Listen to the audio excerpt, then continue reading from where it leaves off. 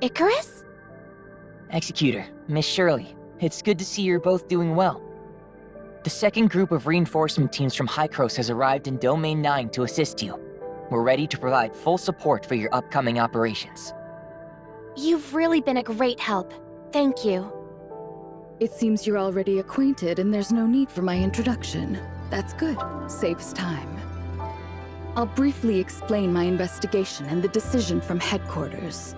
The cause of the abnormal authorization has been identified, and I'll provide a detailed report on the specifics later. Gesthos and Tempos are working together to decipher the dark forms. Master Yu's invitation likely indicates an advancement in our understanding of the alien civilization. As for what the deciphered information means, I believe you all have your own answers. Nanyin, Domain 9, and our fate. That's right. Let's go.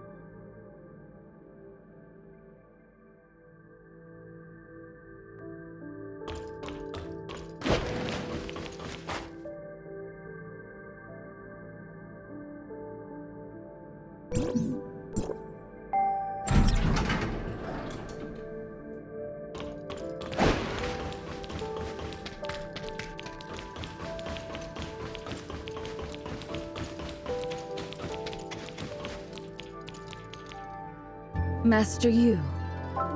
After re-examining the authorization process Gesthos conducted on the Omnium reactor, we've discovered the root cause of why the Infinite Sundial couldn't operate at its regular power level.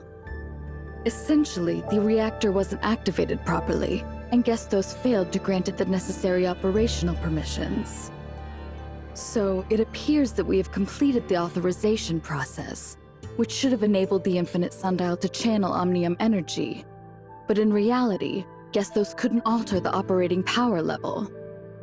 Therefore, after reaching an agreement with Tempos, we re-executed Gesthos' authorization protocol. The results met our expectations, and the Infinite Sundial is now operating at full capacity, supporting the development of the third-generation timestamp system. It was a deceptive illusion.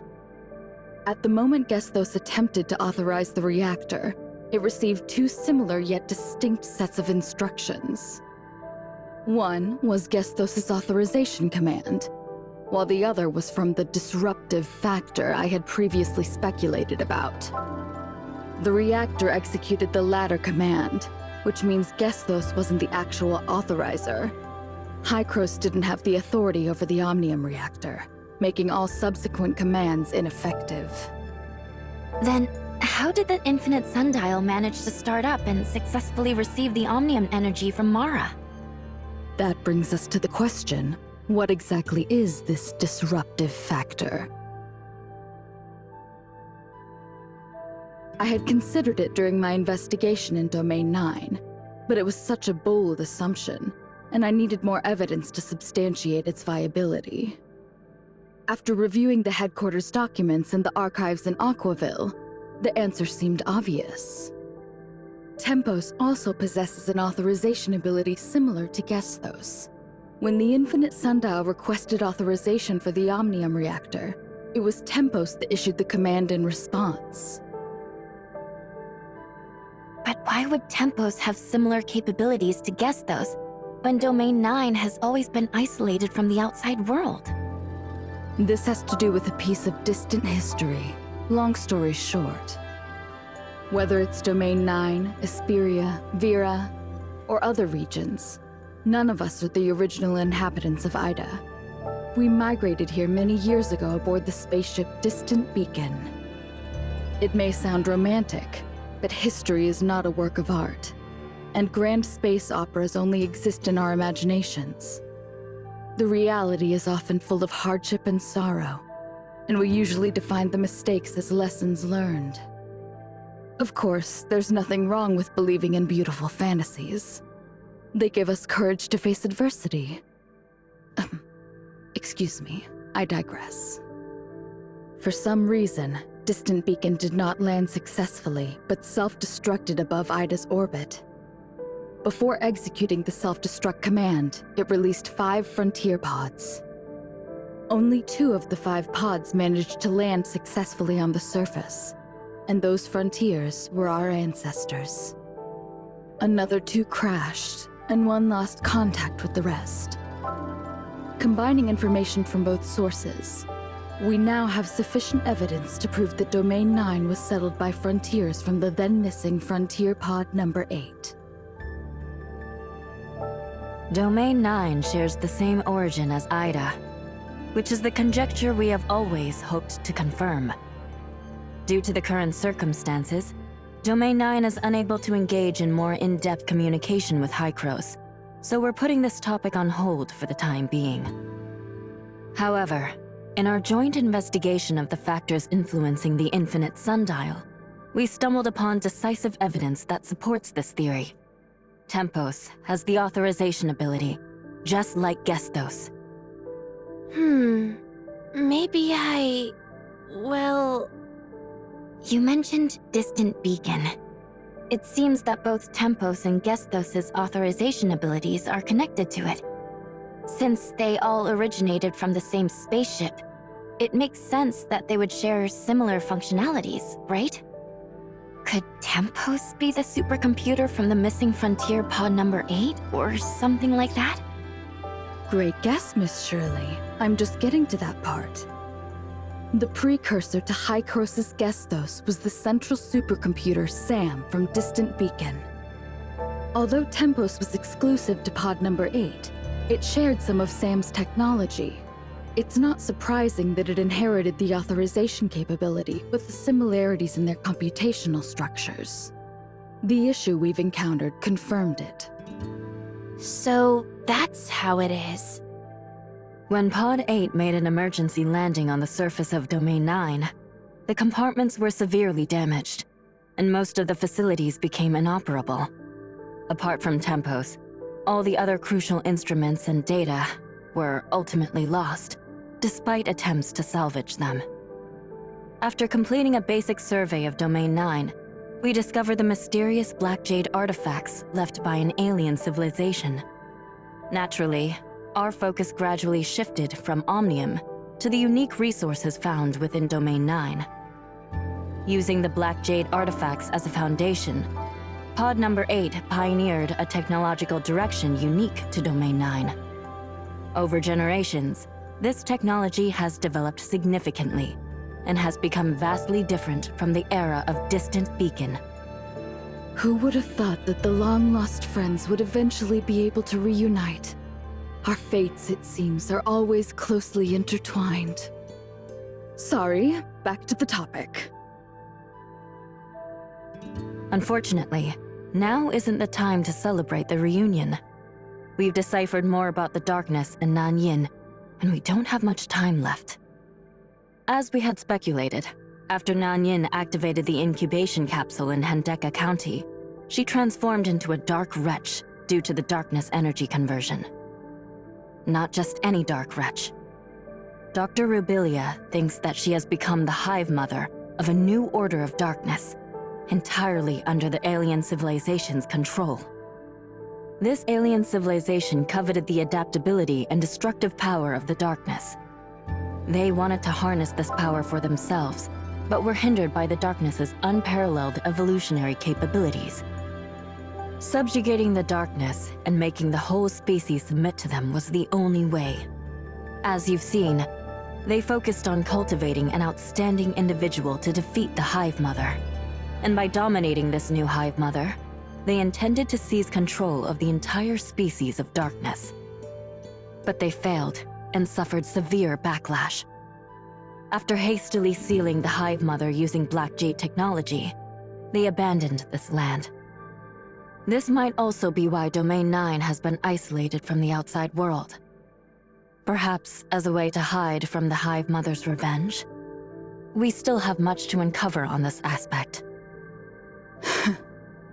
Arrogance truly is a common trait among all living beings, without exception. But this method is not unfeasible. The current Nanyin is an extension of their will.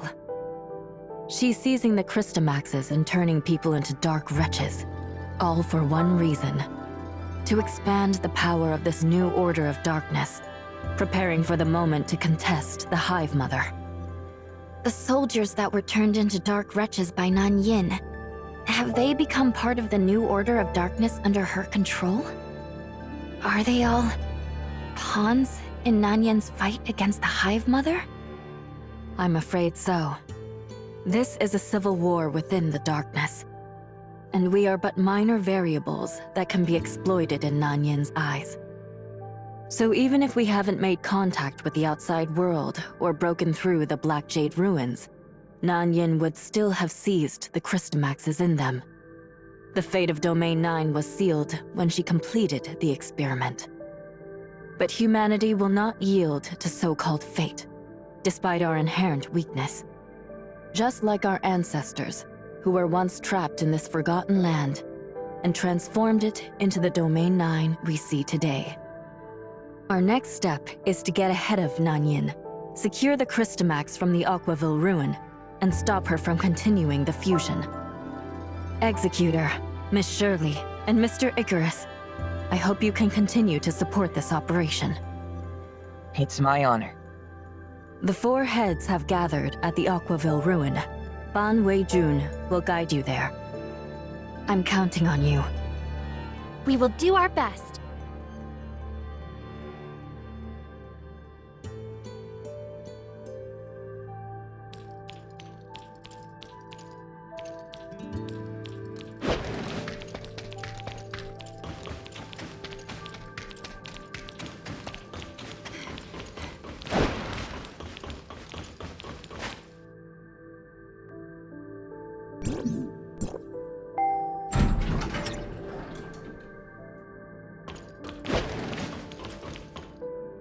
According to our calculations, the energy interference barrier can now fully cover Aquaville Mansion, and the test results are as expected. Unfortunately, we are unable to extend the barrier to cover the entire Aquaville region. Until the infinite sundial is repaired, the energy transfer is limited. I understand that the barrier we have now is the result of all-out efforts from the Niners' heavy machinery. Thank you for your dedication. We'll stick to the original plan. Secure the Christomax, store it in the container, and quickly move it to Aquaville Mansion. Executor, Miss Shirley, you're here. This is Miss Ban Wei-jin, the director of Niners' Heavy Machinery R&D Department. I've heard so much about you both. It's an honor to meet you. The pleasure is ours. Were you just discussing the operation plans for the Aquaville ruin? This mission is critical. We're in the middle of verifying the specifics of the barrier that blocks the Christomax energy. We must seize the Christomax before Nanyin becomes aware and secure it safely within Aquaville Mansion. The energy barrier there can block and neutralize the powerful energy radiated by the Christomax.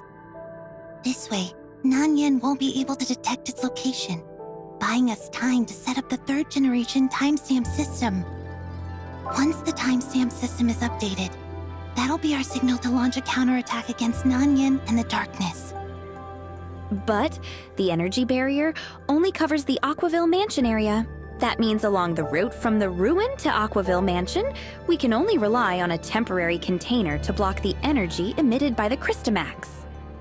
We must ensure that nothing goes wrong with this vulnerability. Any slight mistake could undo all our efforts. It's a pity our resources are limited. Otherwise, extending the coverage to the Aquaville ruin would be the safest. Anyway, I'm counting on you. We'll do everything we can to ensure the safety of the Christomax. Please, rest assured. Where could Nanyin be now? Why hasn't she attacked us before? We haven't had any recent sightings of her. We can only estimate her possible whereabouts from the activities of the special group of darkness she controls. With the power she possesses now, she could easily wipe us out. In fact, I'm pretty sure that was her plan back at the Ignisville ruin. She may see us as nothing more than gnats, But even the smallest insects have repeatedly disrupted her plans. That's probably why she attacked you last time. Darkness energy isn't easy to control. Overdoing it can backfire. Your escape from the ruin last time wasn't just luck. But she won't make the same mistake again. We don't have much time left. Miss Ban Wei Jean, please lead the way. Of course. Please follow me.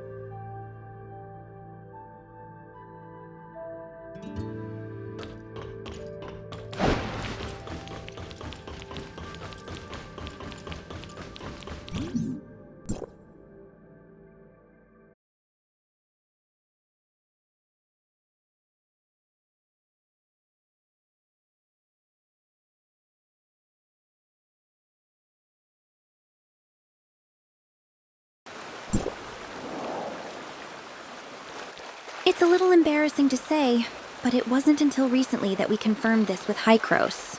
The people of the outside world and us here in Domain 9 were all descendants of interstellar pioneers from Earth. Pod number 8, that crash-landed here, was mainly carrying members of the Earth-era industrial manufacturer, 9 Arcs Industry, along with their array of construction equipment. Master Yu has also told us that due to the severe damage to the pod during the crash, a lot of data and equipment were unusable, which is truly unfortunate. Yes, after discovering the timestamp technology left within the Black Jade ruins, we shifted our research focus. Later, to accommodate the development needs of the various states, we restructured the organization of 9 Arcs Industry. Gradually, we established the organizations you are familiar with today, such as Niners Heavy Machinery, Zhengong, and Tianjiang Pavilion. Fascinating. We never had the chance to get to know Domain 9's history like this before. Indeed. I guess it might have something to do with the long-standing views of the people in Domain 9. That is, those from the outside world are yet another civilization battling against the darkness or something like that. After all, it was only pod number 8 that crash-landed in Domain 9, which then became isolated from the outside world. One might think that pod number 8 reached its destination, planet Ida, while the other pods were lost in the vastness of space, right? Over time, this kind of thinking stuck with a lot of people. I believe this misunderstanding will soon be cleared up. Let's save the reunion celebrations for after everything is over.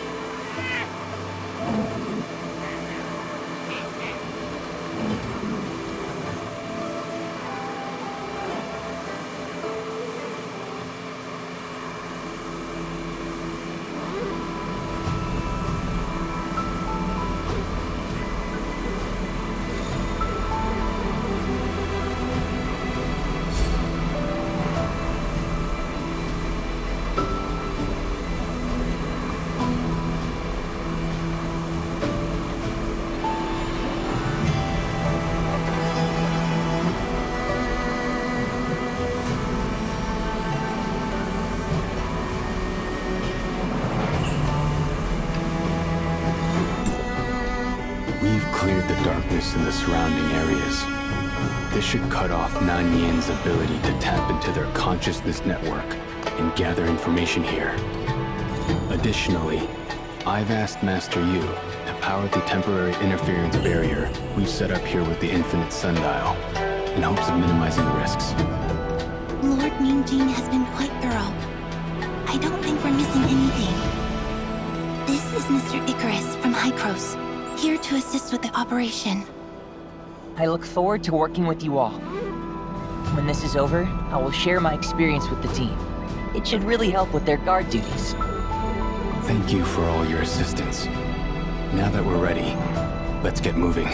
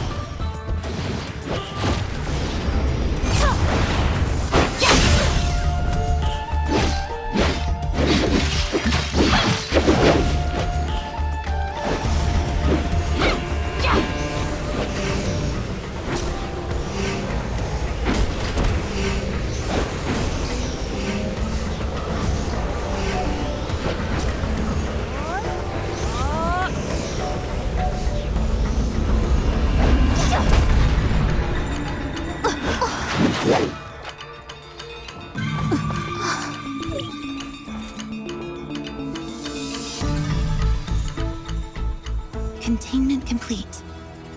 How is everyone? No injuries, I hope? A tough nut to crack, but luckily everyone is fine. About Nanyin. Master Yu needs to know what happened here. Let's go back to Ignisville Mansion to talk things over. Leave the Christomax escort to us. Let's part ways here.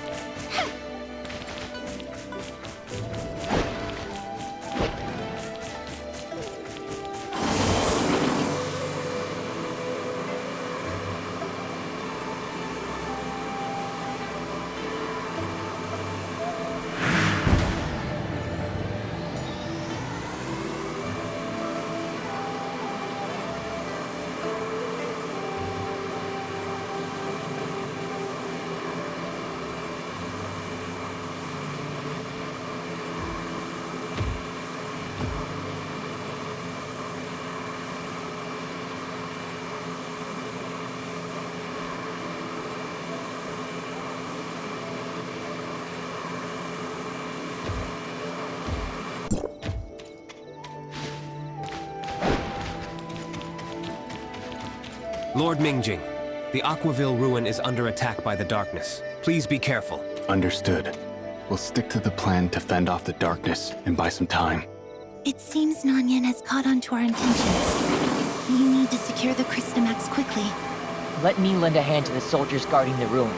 If Nanyin tries to attack there, I can help hold her off for a while. Icarus, I'll leave it to you. Stay safe. Don't worry, we'll catch up soon.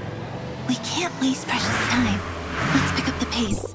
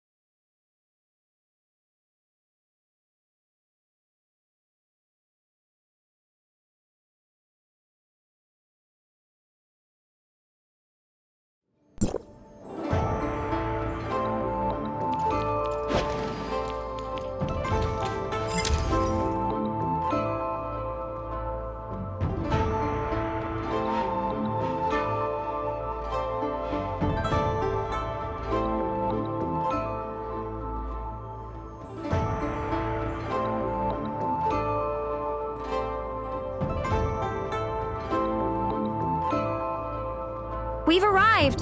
Finally! Now we can take a moment to relax those tense nerves. That was a close call, but thankfully, we made it.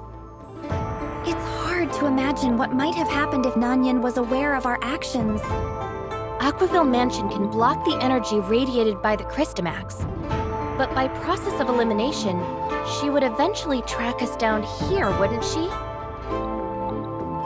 If her goal was the darkness energy within the Christamax, wouldn't destroying it and dispersing the energy prevent her from getting what she wants? In fact, we did consider a similar strategy before. I had previously asked Dr. Clive from Vera to shatter a synthetic Christamax and measure the intensity of the contained energy. Although it was just a synthetic Christamax, and its purity couldn't compare to a real Abyssant Christamax, the destructive power was still alarming. The disaster and contamination caused by breaking a Christamax are more than we could handle. I see. Once the third-generation timestamp system is operational, perhaps we will have a breakthrough in our research and restart the experiments with a fresh perspective and approach. This could also help mitigate the ecological contamination caused by the darkness. We have a long, long way to go in the future. But our immediate concern is to address the threat posed by the Hive Mother and Nanyin. So, the current main focus of the third-generation timestamp system development is still on eliminating the darkness. In this regard, Niner's heavy machinery has some updates. Please head to the R&D department later to check on their progress. My pleasure. Right. Let's secure the Christamax first.